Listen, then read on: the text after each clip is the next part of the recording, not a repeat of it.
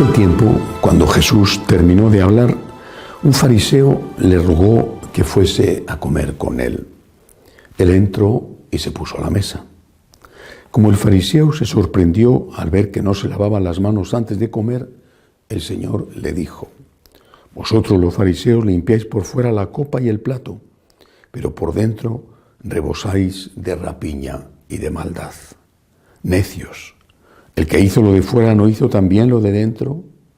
Con todo, dad limosna de lo que hay dentro y lo tendréis limpio todo. Palabra del Señor. Gloria a ti, Señor Jesús.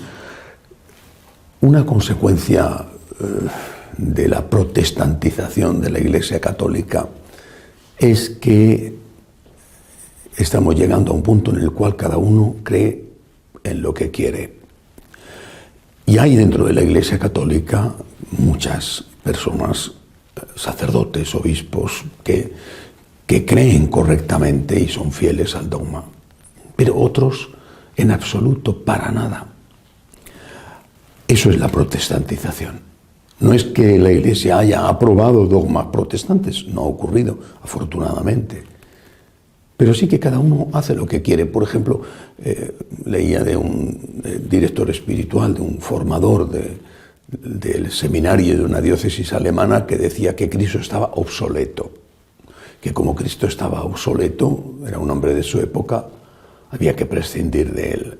Y aquí no pasa nada, ese señor sigue de formador de sacerdotes. No sé cuántos seminaristas tendrán en ese seminario, pero desde luego es responsabilidad de su obispo que después de haber dicho eso siga en su puesto.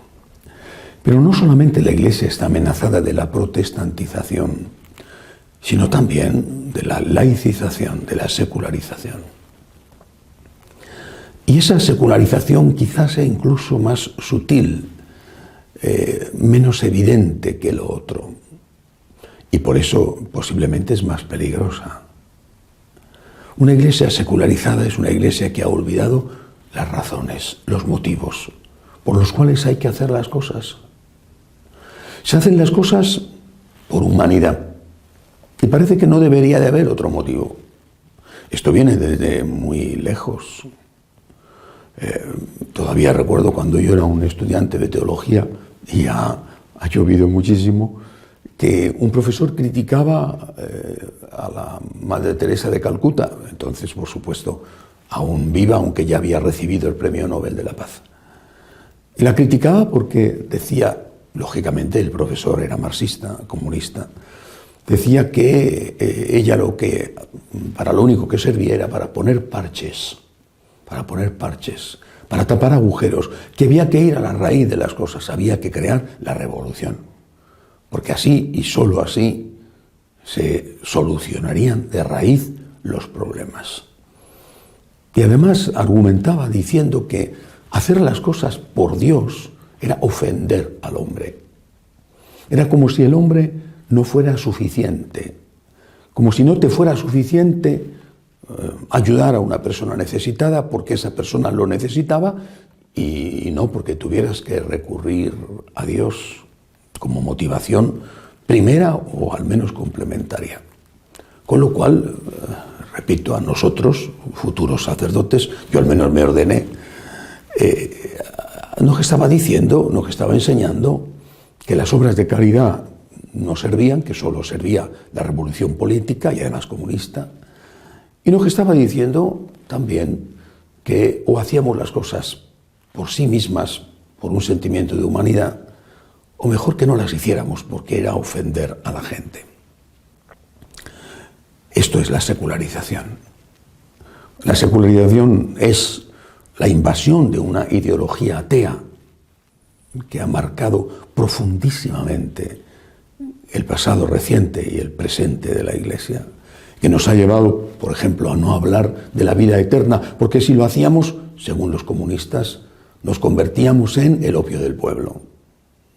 Ya te pagará Dios en el cielo los muchos sufrimientos que estás pasando aquí en la tierra.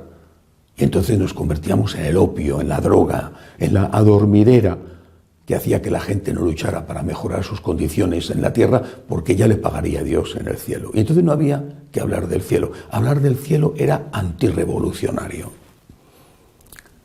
Pero es que también esa secularización terrible afectó a las motivaciones. Recuerdo, antes de entrar en el seminario, cuando estaba en la universidad, un día hablando con una compañera de clase, era católica como yo y católica practicante, entonces no era tan extraño ni tan raro como hoy. Y esta compañera me decía, con mucha sinceridad, hablábamos de por qué había que ayudar a los pobres, que era una cuestión que al menos cuando yo tenía 18 años sentíamos vivamente en la España de entonces, que todavía estaba bajo el régimen del general Franco. ¿Por qué hay que ayudar a los pobres? Y yo, todavía con muy poca formación, no con mala formación afortunadamente, sino con poca, decía, hombre, porque hay que tener compasión. Y ella me contestó, ¿y si no la tienes? ¿Y si no la tienes? Y si a ti no te dice nada, eso, vale, si te dice sí, pero ¿y si no la tienes? ¿Y si no la tienes? Esas motivaciones humanas, ¿y si no están? ¿O si se han agotado? ¿O si son poquitas? Recientemente recibía un correo de una persona que fue molestada por un familiar cuando era una niña y me contaba del odio terrible que sentía. ¿Y si no tienes la motivación para perdonar?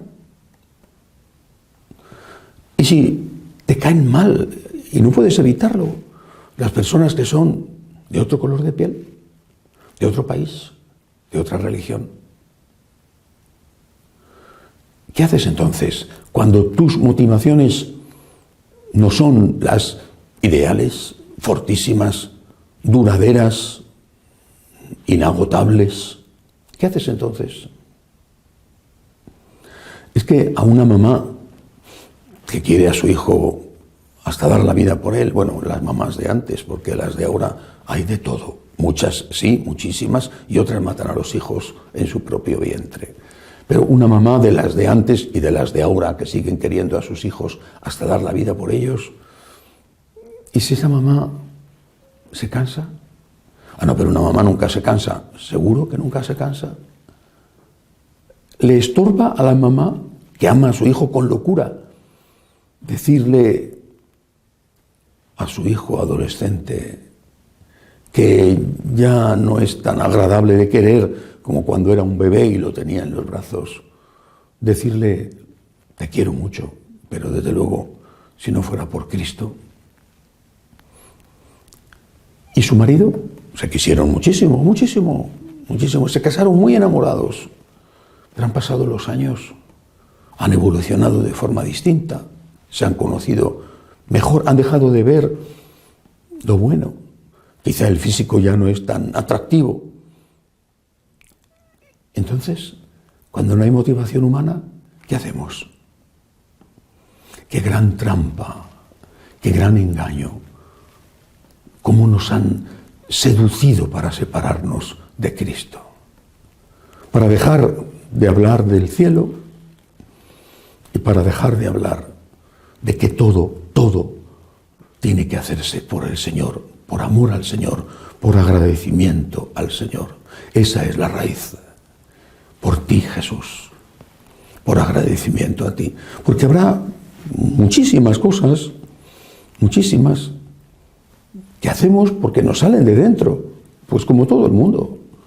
Y habrá católicos con un gran sentimiento humanitario y otros con menos y otros con muy poco. Y habrá personas incapaces de tener rencor, incapaces. Y habrá personas a las que les cuesta muchísimo perdonar. Pero si dejamos el comportamiento a merced solo de esos sentimientos, incluso con frecuencia hasta los sentimientos más nobles y fuertes, pasan, decaen en intensidad, desaparecen. Amores firmísimos terminan en divorcio. Y propósitos de ayuda al prójimo, con mucha frecuencia, como saben bien, en los sitios donde tienen voluntarios, con mucha frecuencia es, mira, hoy no puedo ir porque estoy cansado, porque me ha salido otro plan. Y ahí tienes a los ancianos a los cuales de todas las maneras hay que atender. Por dinero no faltarías, porque es tu trabajo. Pero cuando lo haces gratis, pues el gratis con frecuencia no va unido al et amore, sino al me apetece. Y cuando no me apetece, pues no lo hago.